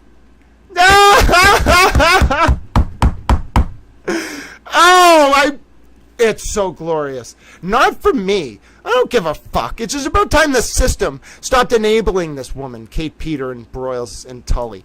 Ridiculous. And it's over. It's over.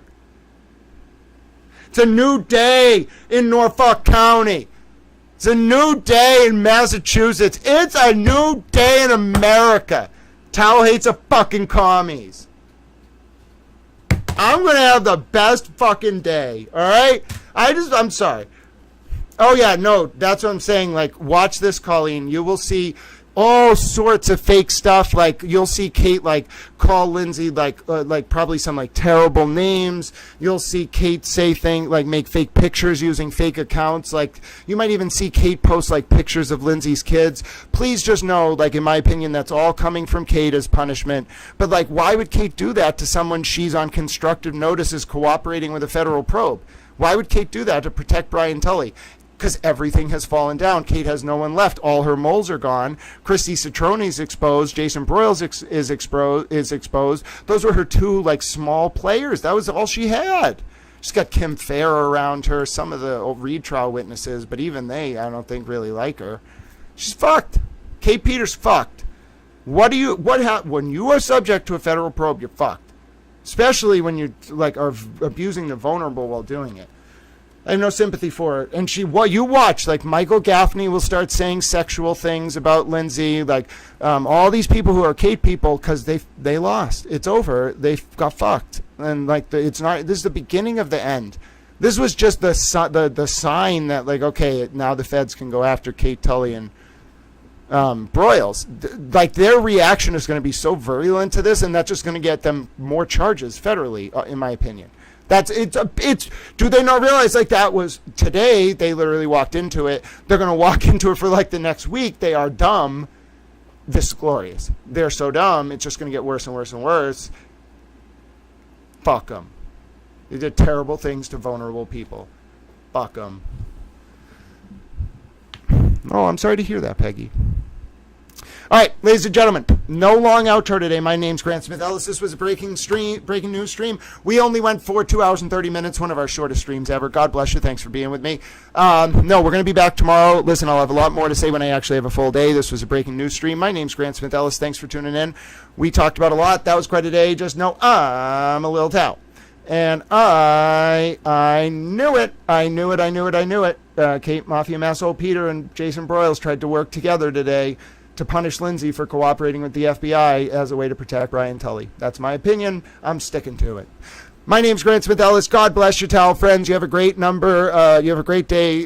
Great rest of your day. Towel loves you very much. Taterbug hates commies. I love all of you. Hello, Susan, CeeLo, Peggy, Steph, and it was Bunny. It was great to see so many of you. It's a short breaking news stream. We're done for the day. See you tomorrow. We'll have more time to talk. Watch along. Trivia. Today's a breaking news stream. YouTube.com/Grant Smith Ellis. And I'm done at 3:07, 3 minutes early. God bless America. God bless you all. Towel loves you. Love you too, DJ.